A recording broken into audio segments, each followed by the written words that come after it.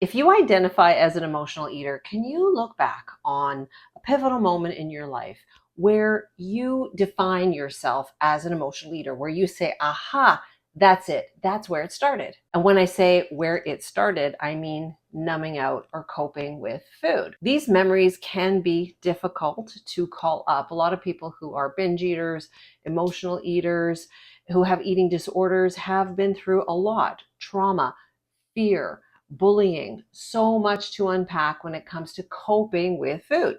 And even me asking you the question, can you look back on any memories and identify when you became an emotional eater?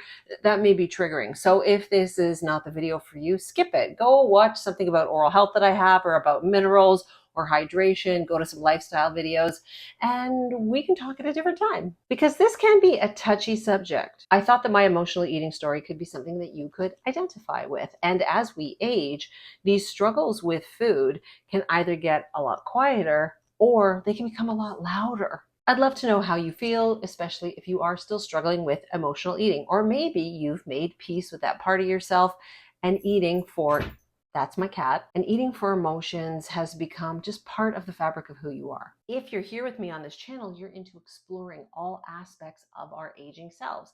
The physical, which can be lifestyle; the emotional, which can also be revolving around food; and even the spiritual, finding meaning along the way of this aging path. Emotional eating has been a really hot topic on social media for a long time. And when I dug into the term emotional eating, I wondered, like, who coined the term? It was a psychotherapist in the early 80s, and her name was Marianne Cohen.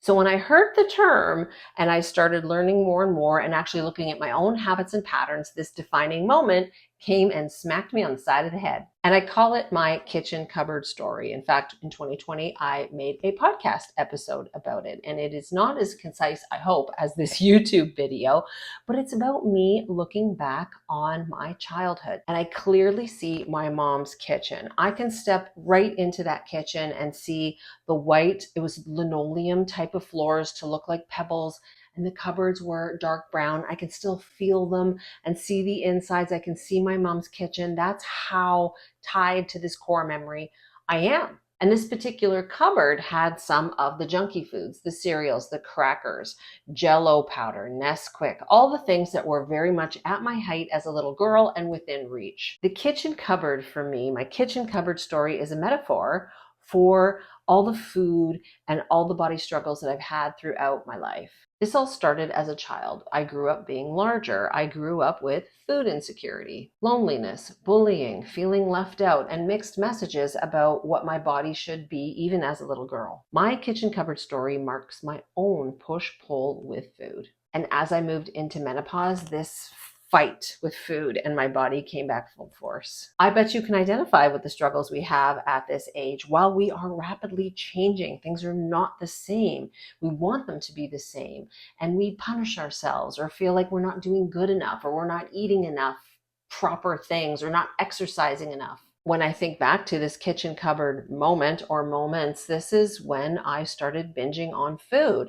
I would come home to an empty house. My mom was a single mom, and a lot of times she wasn't there. She had to work full time. She would come home quickly, make dinner, and then go out to a second job. So if I had a terrible day at school, or I felt particularly lonely, which I did a lot, I knew that the kitchen cupboard was there. When I think back to the struggles my mom had, it must have been really hard for her, because here she was trying to hold down a mortgage, a home, work two jobs, put food on the table. I had a brother, he was 18, so he had enough of his own trauma and he decided to leave the home. So I was left with her, and God bless her, she just wasn't a connected mom. She struggled, not just making ends meet, but through her own perimenopause to menopause transition. This is why I made this channel and do the things that I do, because I feel like I just didn't understand her. And I do now, the struggles that women go through, especially back then when they are aging, when they're losing their hormones. She had a postpartum depression, potential psychosis that really looped into all this loneliness and depression on her own. So, I mean, it's no wonder that she wasn't a connected mom.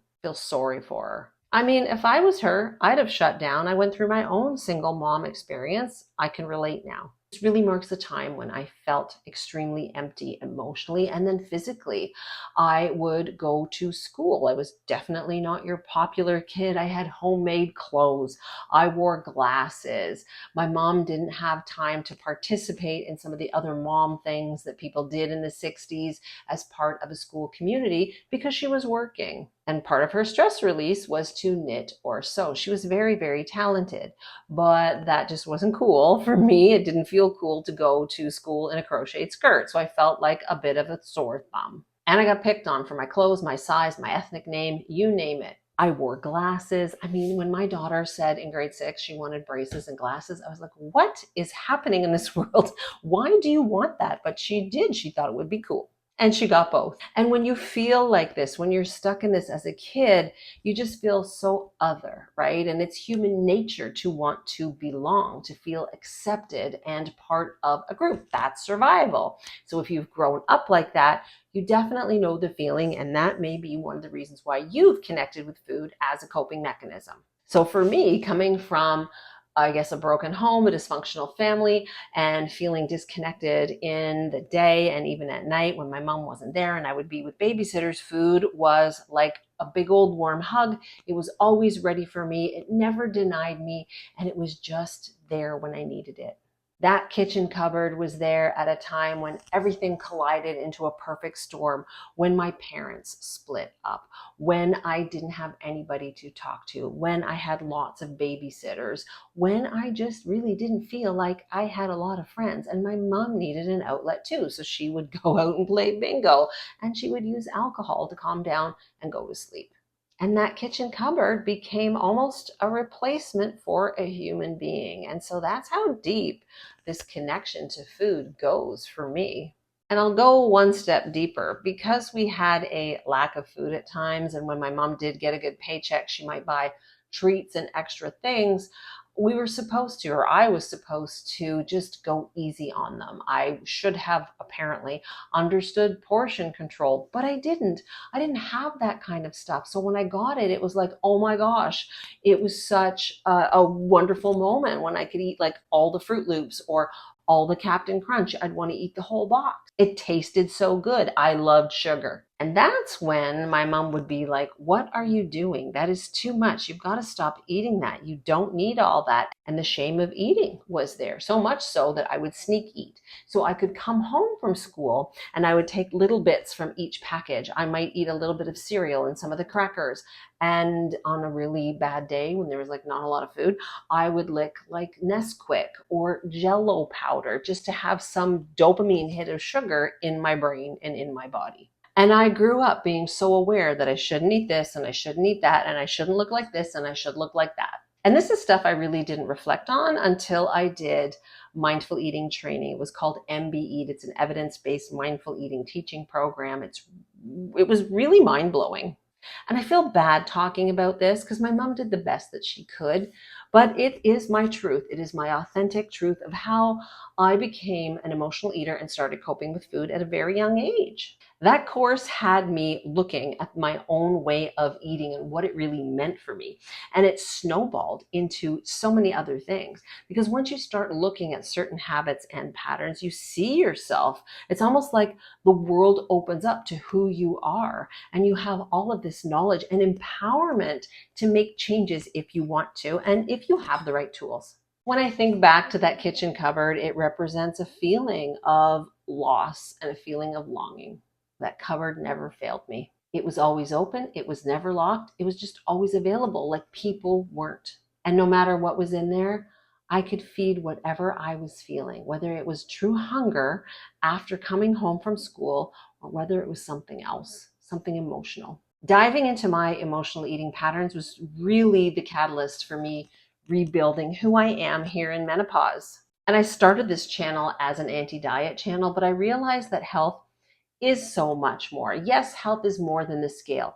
It is more than what we put in our mouths. That is important, but it's also more than just anti-diet or making peace with food. There is so much to make peace with when we age. And if you did watch my last video about comparing yourself and body image and menopause, where I was talking about how I was at the pool and thinking about my body, you'll know that I still struggle with these thoughts. I just have a different way of handling them. I have a lot more tools now. Do I still feel emotional hunger? Yes. Do I recognize it? Most of the time. Do I follow through on it? Not always. And if I feel the need to eat without hunger sometimes, I do. And if you do, I totally get it. If you're on this journey to understand your habits and your patterns, emotional eating, intuitive eating, mindful eating, whatever it is about your relationship with food, stick with it. You will find ways to soothe yourself without food. And sometimes you still may use food. But give yourself permission to hone in on why you eat without hunger. Be curious. Be accepting of yourself. It could actually be life-changing. Thank you for hanging out with me here. I hope you comment. I hope you subscribe. And I can't wait to see you in another video.